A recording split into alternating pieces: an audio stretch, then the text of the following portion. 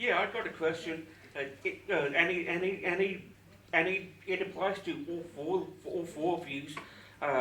With the former Port Stanback side, what would each one of you like to do, like to happen to the former Port Stanback side, in terms of it being redeveloped for potential employment possibilities? Yeah, so I was a councillor in 2006. It was one of the first questions I asked when I typed it away. So I asked, what's happening with it? And I got a response in 2006. I can't remember what it was, but I asked the question straight away about it. Now, sir, I've walked from Selleck's Beach all the way through and under, illegally, under the black fence, walked along there. It's absolutely pristine, right? It's beautiful. And then walked back through there and then did the Whitten Bluff supposed walk and continued on all the way to Port Adelaide. So if I'm there, love to get a phone call from you and we'll ask the question and we'll get an answer. I've done a video on Port Stanback on YouTube. I think something needs to happen with it because it's just empty land. And I think as a council it should be a priority.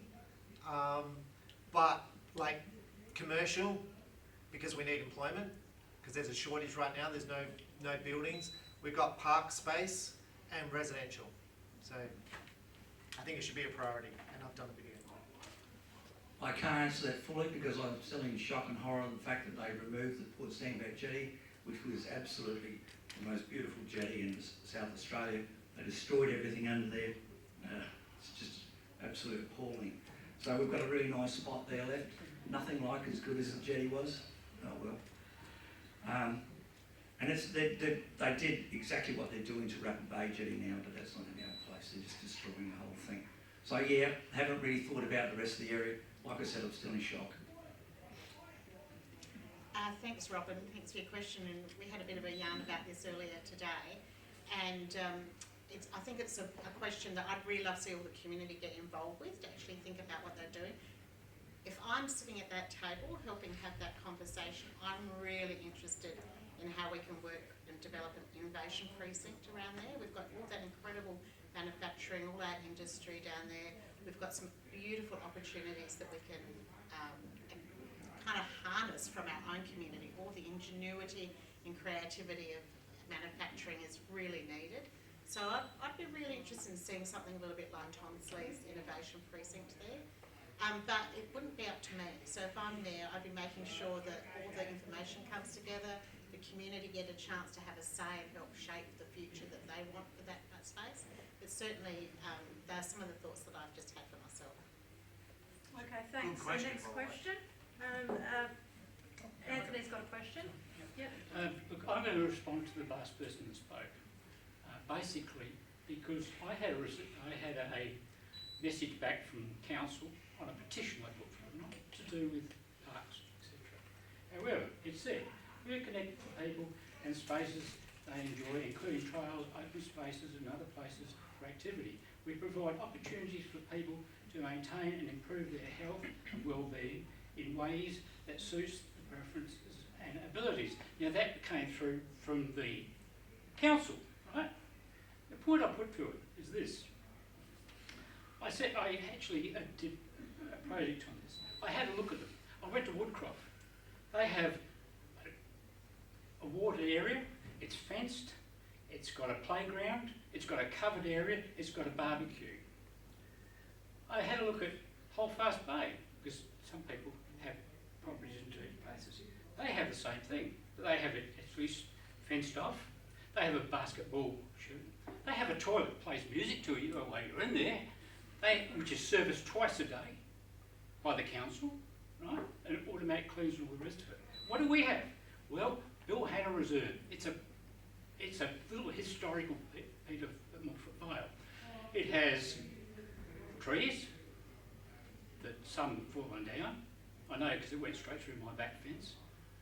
It has a lot of dead grass, or it has cut grass, which is still piled up in rows because they haven't cut it for a few weeks, which you can understand with the weather. It has a bench, it has somewhere to water, and it has a bag for dog shit. That's it. That's what we've got. That's what the council's done. And they have the cheek to send me back something of how good they are for us. It's a disgrace. So, Now, question? You want us to make a comment on your Yes, yeah, okay. I have been doing rounds of these people, and they are very keen on getting something done about that. They have petitioned. They were told it's going to take 5 years before they get it. That's my answer with what they're expecting to do. And have you got a question? Well, I agree with you. I know you would, but I'm just saying I've got to put forward that point for those people because they've given up. They've just said, what's the use? They just sent it back. We've sent in a petition. It did no good. We can't do anything for 5 years. Thank you very much. Those kids are grown up. So yeah, if each of you would like to respond in turn, have you got anything else to say, Rob? No, I'll get your number and then we'll have a discussion, right? You know, I've got 50 odd people, I've got 50 pieces of paper. Right. Very good. I Steve? can't agree enough. So basically, I did a video on this a couple of days ago. I went up to Waikerie. Waikeree's got a population of 2,500 people. They've got 6 barbecue areas, all undercover on the river. A big communal area like this, undercover, big barbecue area, desk, preparation, and then another one alongside it, like down the road a bit, on the riverfront. Same thing, barbecue areas, 2 public toilets. They have an oval, they have a swimming pool, they have a sports centre, basketball courts, tennis courts, for a population of 2,500 people. Flagstaff Hill has 10,000 people. They have 3 playgrounds. One is wooden logs. That's where I used to live. Wooden logs, that's it for the kids. Is that good enough for 40 years? Mark? Obviously, you're not going to get any candidate disagree with you. There's no doubt about that. What we really got to know is when people propose these things, there's got to be some sort of budget put forward, you know, so you know where you're going. But I mean, I look at things like all the boardwalk along the coast that's being built. Look, quite frankly, I would shelve that. Now, I still don't even know exactly what the cost of that thing is. Look, we're getting $2.8 million grant from the government for it. Look, I've even heard it's $28 million. Can anyone give a comment on that? No, it is 5.3 million. I did the 2 hour, you're talking about the Whitten Bluff, aren't you? Yeah, the one that goes all the way to Hallett Cove. Yeah, so that's, it is definitely 5.3 million. No, the one Halifax different. No, it's different. Yeah. That's Well, Hallett Cove, well yeah. close to 15. Yeah, well, look, I'm saying, look, if it's 28 million, I would shelve that and I'd put it toward, you can do a lot of stuff with $28 million. Thanks, Moira. You know? Yeah, thank you. Thanks, gentlemen. I didn't get your name. Was it Anthony? Yes. Yeah. Anthony, what suburb are you? Did you say? In Knox, In and we're right behind the Southgate Shopping Centre. Southgate, yeah. Yes. I know because I've been door knocking around there, so I just wanted to check that in my head that I was in the right Yeah. suburb. So thank you. Look, I'm hearing a lot, not just in this part of the world, and I think the Knox residents are probably some of the hardest working people in the city of Onkaparinga. You know, a lot of them are, you know, raising families, doing 2 or 3 shifts, 2 or 3 different jobs. So I know that, you know, where you live is really important, and it needs to have the facilities to help you to live the kind of way you'd like to live. And across the city of Onkaparinga, there's lots of pockets where they've been really neglected. You know, it's not equal what's happened. You know, you've got beautiful parts somewhere else. Having been wandering around over, you know, running in this campaign, I've certainly seen a lot of difference in a lot of places. And the email that Rob just read earlier from Geordie in Noarlunga Downs is a similar story. So we know that those things aren't equal the way they are. And that's why you need to make sure you're going to be electing your local councillors in your ward that are going to actually pay attention to what you've got to say. As a mayor, you don't make that decision. It's actually everyone involved in making that decision. And so I'm not going to promise you something I can't deliver. But I do promise you that if I'm elected to mayor, I'll make sure that the people who are representing you have listened to you, have spoken with you, have got a view about how those resources are going to be spent and spent well, so that it's not just, you know, a little bit over here and a lot over there. So that's what I will promise you. I won't promise to fix it. I will promise to make sure that we'll do everything I can to make sure your point of view is included in those decisions. All right, thanks, Moira. Next question. the We've next got about one? 10 more minutes of questions, and then we're going to have a little break before we go into the Knox section. So, another question from the panel? Over there. Yeah, go ahead. Me? No, sorry, Rod. Just the gentleman over there. We'll get you straight after, Rod. So, yeah, up there. And what's your name? Would you mind just saying where you are? Sorry? Roman. Roman. Nice to meet you, Roman. Thank you.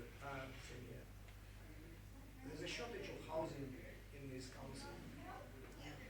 What is your view on how this problem could be resolved? Well, I don't have a magic And wand. what council can do to Yeah, help? the council does have some roles in helping with some of this. And given the three others spoke before me, I'm going to take this one first, if that's all right. Is that okay? Yeah, we'll go reverse order. Thank you. Housing shortage is huge. So today, this afternoon, I've actually been over at the McLaren Vale Residential Park, where there's a lot of people who are living permanently over there. And some of them, that's choice. They'd really like to live there, and that's the kind of lifestyle they absolutely love.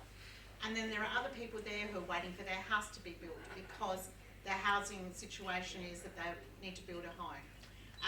Other people I met today are there because they are here to get and close to hospitals because they've lived in regional South Australia, so they can get extra support for their health.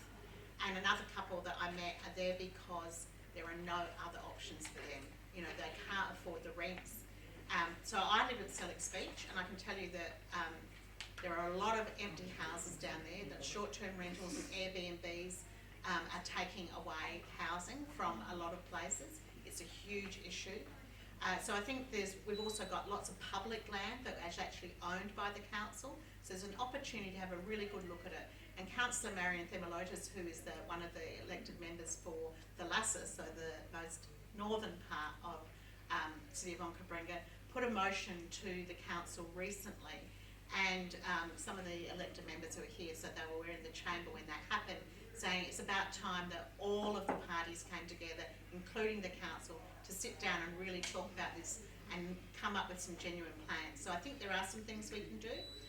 In councils all around the world and also in Australia, they've been dealing with the same issue. Some of you may have actually seen a recent, this week or last week's ABC's Four Corners report, where there was quite a lot of information about how housing can be done. So we are owners of property in council. We also procure services, so there's ways in which we can help generate housing opportunities. We have very little to do with some of the Development Act because of the way that piece of legislation has changed with state government. But that doesn't mean to say we can't be influential. We can advocate, and we can definitely support each other. And one of the things I know about living in this community is the community spirit is absolutely incredible. People, neighbours, friends, kids at school, grown-ups, they all are looking after each other. And that community spirit is the glue that holds this place together. But we cannot solve the homelessness and the affordable housing crisis as a council alone. It's just not possible. So I'm not going to say something. It is much more complicated than that and requires both federal government and state government. It requires property developers. It requires real estate agents. It requires changes in probably some of the legislation at state level and possibly at federal level. So a beautiful city like Paris, for instance, and Amsterdam, and in Barcelona, they've actually stopped and made rules about stopping Airbnb because it's changed the price structure. It's completely reorganised the economy for what housing Thanks, is. Moira. That's awesome. Thank you. Mark? Yeah, Roman, a lot of the issues that could affect that sort of thing you're talking about have been taken out of the hands of council, the new planning and design code. So basically, council don't get a chance to have input on a lot of stuff. The things that really affect the price of housing is opening up new land for development and infill, which is basically subdivisions. So, you know, like as Moira said, you know, there could be council land that could be sold or made available at a very good price. But that's something I personally, as a candidate, would not know until I was in office. But yeah, being a real estate agent, I know well and truly there's a rental crisis and it's only going to get worse. We need to do stuff, and it needs to be done quickly to reverse that trend. It's a lot bigger issue than any of us think. I've spoken to some church people, and they say that there's probably in the whole of Onkaparinga possibly 200 truly homeless people in this council area. Doesn't sound a lot, but they're there, and council could provide for them. Certainly got a lot of assets, a lot of buildings around that could be better utilised. A lot of assets will just sit vacant and just chew up money in their care and upkeep. It would be great to find out what they are and consider selling them or just change their use. Thanks. Okay. Thanks, Mark. Awesome. Steve? I've done a video on that as well, so YouTube, Stephen Hann. So housing's really unaffordable today. It's really hard for young people. I employ 16 staff in my business. Very, very hard for them. It creates depression because they can't afford houses. They can't rent places. I own properties. I own a few properties. Look, it's really hard when rates go up because they become unaffordable. So I've raised that. We've got $129 million worth of council debt. And in my video I said, well, how many houses would that be and how much could we generate from that? Like, I'm going to go back to Wakery because I was up there on the weekend. What they've done is they've created a section of small houses. So it's like a park. It's like, I'm going to say it's like a caravan park but full of houses. Okay, and it's like, it's cool. It's like, what I see is I see a lot of buck passing, giving $40 million to Ukraine, setting up a V8 supercar for 24 million a year, when we've got people who don't have houses, people who, like I was at Goolwa for the national championships, there's people sleeping in their cars. I own buildings in Onkaparinga, in Lonsdale. There's a guy in his shopping trolley, doesn't have a house. It's not acceptable. It's like, it should be a priority, and it doesn't seem to be. The question's pretty difficult, and I'm not going to publicly say that you know we should sell off the land and make houses and that kind of stuff. I'm going to be more pragmatic and say that really there's probably a multitude of options. There's probably 4 or 5 different ways you can do it. I was talking to somebody earlier this week that said that it does get brought up from time to time, and they said that the council's the landholder of a block of land might be able to put the driveway and the roads, everything in there, and then sell it off, and therefore you make money from that, obviously. Like a developer would be. But that's just one idea. Then there's other people that say, keep our assets, right? So it's a real as a mayor, as the mayor, my job is to throw that back into the 12 councillors' lap and say, here's a couple of reports, here's 3 options, and let them decide, and then go with that as an idea. That's the only real way. So, look, I have been on the council before there, and like I said, I had a great time and enjoyed some of these complex issues. I'll give you an example. It's not relevant to your question, but the cars on the beach. So I came to the council meeting, not knowing Aldinga Beach existed or Silver Sands existed, and I had to go up there and and make a decision on whether we keep the hooded plover or we have cars on the beach. So that's the kind of thing that I would definitely wouldn't be a priority for me, by the way. Okay. So, but it would be a thing that would have to be done in the probably the 2nd or the 3rd year. But I appreciate your question. Thanks. It's a very tough one. Yeah. All right, thank you very much, Rob. So we've probably got time for a couple more questions, and then we've got a short break. So Rod Brown, now can I just get a show of hands, please, on how many other questions we have? So, all right, so I'll just get each of you to keep your answers down to maximum 1 minute each. So Rod Brown? Yeah. Hearing you outlining areas to spend a lot of money, I'm just interested how you're going to get the debt down and keep the rates down, at the same time spending at the rate that we've been spending, and obviously demands in the future, getting rid of cost shifting and a few things. But after spending a few years in there trying to do the same, it's a big picture, and I hear a lot of small pictures from you at the moment, but the big picture, when you get in there, you'll see it just doesn't work like that. Unfortunate, but all these little pictures have to take their place. But it's the big pictures from state government and feds that will govern you. So the question is, So, how are they going to yeah, get the rates down? how your views be on The debt. how you would handle that? How you get the debt down, Well, is that the putting the question? cap on the rates and at the same time recognising the massive debt we have to be reduced. Alright, so who wants to go first? We start with Rob.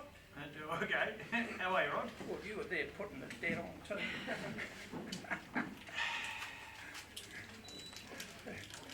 I haven't got a problem with paying $1,700 rates myself personally, okay? Unfortunately, walking around and talking to people, the general population haven't got a problem with the rates either. That's the facts, right?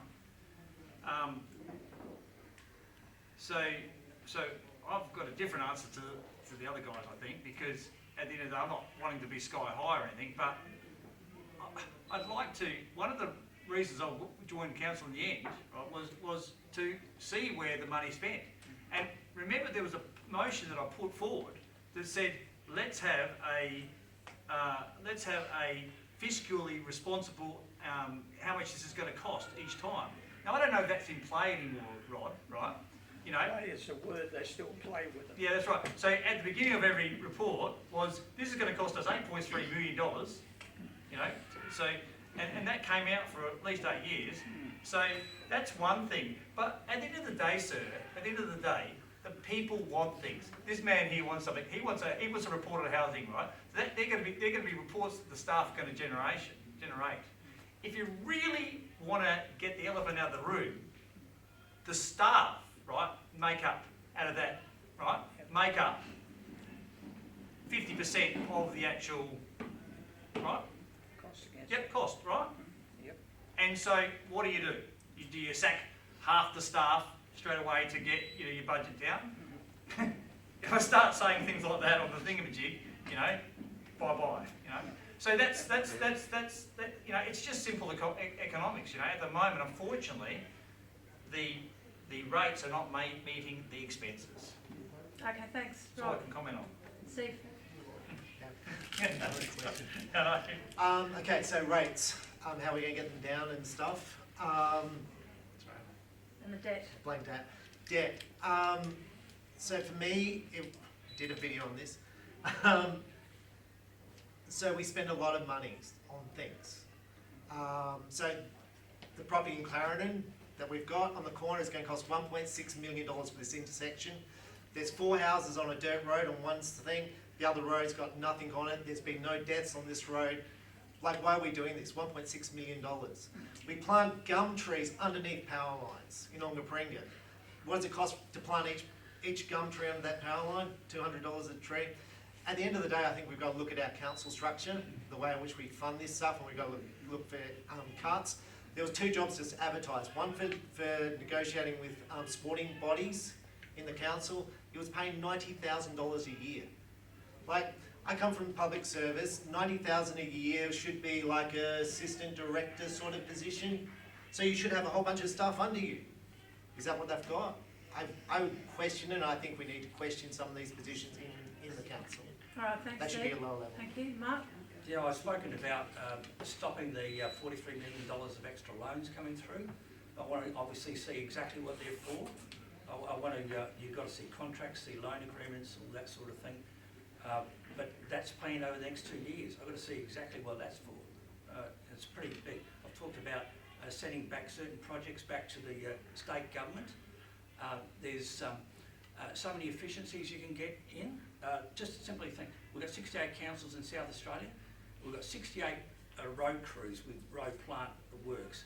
A lot of the times things are sitting idle. Well, I've even discussed with some other people in other councils, look if one council is, if they've got some project going on, they haven't got enough people, staff, plant equipment, they'll go and hire some private contractors. Well, why not contact us as another council? We'll have our road crew go over there, charge them time and a half, plus a reasonable hire fee for the equipment. So council actually gets money paid back to it, for otherwise would have been idle staff. I would be looking also putting, as soon as I get in, there'd be a staff freeze. I'm not looking to sack anyone. So I would see people, as we go through the whole, looking through the whole structure of finances, put that freeze on. So over the period, you would see a reduction of employment due to natural attrition. Now, I could mention a few places where I think there is overstaffing, but that would work itself out. Nobody's going to get the sack. That's the most important thing. All right, good. It's just we've kind of cut into the next section already. So if you could wrap up and then go on to Moira, we'll have to do the next couple of questions pretty quickly if we can. Okay. Was there anything else you wanted to say on that? Probably, but can't think. No worries. Thanks, Moira. I'll try and stick to the 60 seconds. Thank Rob. you. First of all, as a mayor, you don't make all those decisions. So what you've heard from these gentlemen perhaps doesn't fully understand the role of the mayor, which you would be very familiar with. The second thing I would say is that the role of the chamber is to employ a CEO, and we don't currently have, we have an acting CEO. So I think it's really important that as the chamber, we actually get our proper, the metrics, what are we going to be measuring that person against? And definitely it's going to have to be about value for money, the things I said in my opening remarks around sustainability, making long-term decisions rather than quick fixes. We already have a financial plan, so I'm not promising some of the things that these other people are doing, so your question's probably better directed to them. But I do know that we cannot have growth at all costs. We have to work within what we've currently got. But I think what we've got we can do better with. And I know that listening to people, they're saying things like, you know, the council's done this 3 times in the last 3 years. You know, how about getting it right the first time? And plenty of people, you know, I can see the nods around the room, that is indeed the case. But that's the responsibility for us as the chamber, to employ someone who's going to make sure that they get that work done within the boundaries that we set for them, rather than coming back year after year increasing. You know, you have to learn to manage that, and it's the job of the chamber to actually get a CEO in place to do that and be accountable to the chamber, rather than, you know, inviting other people to be accountable to. So I'll just leave it for that. And follow up what the council's made. Thank you very much. I think you've done really well with answering the Thanks, questions. Ellen. Now we've got a couple more burning questions. Who else had their hand up? This lady over here. The lady? Yep. Hello, my name's Joy, and I live on Dewdale Drive. So, all of you have said you've done letterbox drops. No, not Steve. If no one's home, do you leave a flyer or something to say you called? No, haven't had anybody knock on my door then. Well, don't say that, there'll be 5 of us knocking there. No, that'll be fine. No, have you not had a Rob de John flyer? No. Where do you live? Dewdale Drive. Duval? In Which ward? Moorvale. Yeah. It's very, very hard to do it all. Oh, I know that, but you know, I'm just hearing all these numbers. Yeah, so there's 52,000 letterboxes, and Yeah, I think I know. you've heard all these different things. It's physically impossible Oh, to I do know every that, single but one. it's the same with state and everything else. So Yeah. that was just a question. Yeah, no, just a no, comment. but I'm very happy to catch up anytime. Okay. We actually come under the community wastewater, Yep, and that adds nearly $1,000 to our rates. You're paying $1,700, as be close to 27 because of CWMS. The government, the council put it out to have your say, but they didn't get the answer they wanted. that's right. So they have delayed it, Yes. hopefully to get a new, you know, mayor, new councillors. Yeah, and I just want to know, Maura, you said you're against it. I am. Mark, you're against it, you know, so, because we, in our small pocket, in that little bit of Moorvale, help subsidise the Aldinga Kalunga Way. That's right. And we Altogether pay a there's, lot more than Tea Tree Gully, they pay $3.50. so there's actually about 5,000 households in the council that are still on that system. And so there's that little pocket where you are, and then across the road as well.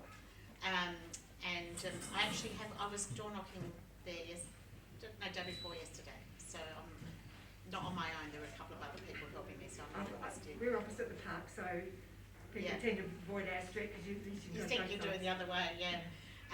But yes, look, I'm not supportive of privatisation of that. The Adelaide Hills decided not to do theirs, and they've actually turned that into an asset, and it's an income generating thing. I'm not thinking that the council might, I don't want it to be privatised, I don't want it to be in private hands. I think that we need to go back and have a really good look. There's actually been twice now that the council have asked, and both times the community came back and said, no, thank you. Nice idea, but no, thank you. And so it's now currently on waiting for the new council chamber to be elected, and then that group will be invited to see what they want to do next. There are a number of current elected councillors who have spoken really loudly and consistently against the sale, like Councillor Wayne Olsen, who's in the Southern Vales ward. So he's not alone, but they haven't had the numbers. Yeah. So Mark? Yeah, so what I understand, I was talking to someone on Tuesday in Woodvale. They were telling me that they pay an extra $1,000 is it a year? Yep. Or a quarter, a year? Plus, every 4 years they pay $450 to have their septic tank pumped. Well, it's so busy now, it's been bumped out to 5 years. 5 years, okay. All right. Now, so I can't understand what that $1,000 is for. That's right, nobody can. No, Because so it's no maintenance of pipes or okay. anything else. So I just said to him it was a rort, and it should be cut out. We're the ones that are copying it though. Yeah, I know. That $1,000 should disappear off your bill. There's no excuse for it. Thanks, Mark. Stephen? I don't understand why you're paying $1,000 and that should be raised at the council. And so, just with the letterbox dropping, one lady did ring me up about it, and I didn't know enough of it. Wrote her name down. I said, when I'm there, what I'll do is I'll come and see you, and we'll find some more information and get some answers. That's all I said to her basically. I listened to her politely for probably about 15 minutes. Probably a neighbour of where you are there, but I definitely knew there was a pocket of the area. She was talking about pumping her septic tank out and how that costs and that kind of stuff. And I was actually a little bit surprised that in Mulvert Vale that you weren't on the septic system. So you know, down in Port Wakefield Council made a rule where you could actually get septic in instead of actually get SA water sewerage in instead of septic. So you know, that might That's be a big job though. That's a big job. Roads are going to be dug up. That's right. It's not easy. No, that's right. So you know, very limited information. We have a community wastewater scheme that we talked about in council. This came up across the desk several times that we made decisions on. You know, that's really all I can say on that. As a mayor, once again, like Moira, you're the advocate. You're the final vote. You know, and in 8 years with Lorraine Rosenberg, she only had about 5 votes that were 6 all or 5 all. So it's really up to the councillors to, you know, for you to lobby your councillors on that kind of thing. Like Councillor Wayne Olsen is really keen, and Don Chapman are keen on having those. Thanks, Rob. So we do have the Knox ward session coming up after a break. Now, was there one more urgent question? Yeah. Yep, just one more. Yeah, well, I can't quite want to ask two, but I might as well make it one. I regularly with a couple of my mates, we go fishing on the Onkaparinga River, basically under where the train bridge runs over the river. Every time I go there, I notice all the pylons for the train bridge. It's your average concrete grey. I would like. It would be nice if something can be done to make them look nice, to help draw people onto that section of the Onkaparinga River. What would each one of you like to see?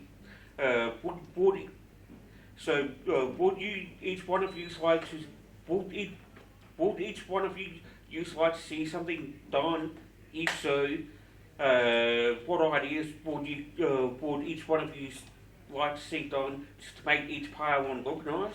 So that's state government infrastructure, Yeah. not council infrastructure. Yeah. So you know, if it came up as through the community that they wanted to do something with that and talk to state government, I'd be happy to facilitate that conversation. Elena, I'd just like to ask a question, Oh, please. can we just finish this question Well, first? that was, the answer is that it's Oh, the no, state each government. person gets, sorry, just not, Alright. you can ask after Yeah, they but there's finish. still three more. There's, Yeah, still, there's three more potential mayors. So I'll just explain, Sue, what we're doing No, here. no, that's fine, but if I You can can, just, yeah, you after can that, ask after- it yeah. after each Yeah. person has answered You're the excited, question. that's So, the question. Mark? Well, I'd mainly be concerned so long as it's structurally sound. Look, it might be nice to do a bit of aesthetics like that, but I'd be guided how you know the rest of the council votes on it. Yeah. But Right. I've got a priority of saving $10 million first. Right. Thanks, Steve. I think we've got councillors in each ward, and I think the councillors should be deciding what the priorities are for each ward. I think some of the wards get underfunded for how much money they're putting in rates. So I think the councillors should actually be deciding if that's a priority versus playgrounds. And I would think that, I'd hope that the councillors for each area would come up with their priorities. Thanks. So in 2014, I lost by 30 votes. In 2018, I lost by 3 votes. One of the people that I met in Christie's Downs said the same kind of thing along the train with the Flaxmill Road. It looks ugly, Rob. Can you fix it up? Right? So I said, yes, but it's a state government issue, exactly the same thing though, but you can be an advocate for doing that. You can actually write a letter to say that this thing can have a nice, you know, like Perry Path, right? That kind of stuff. So if I was on the council right now, I would have written that message and email and try to get support of 6 other people to do it. Thanks, Rob. All right.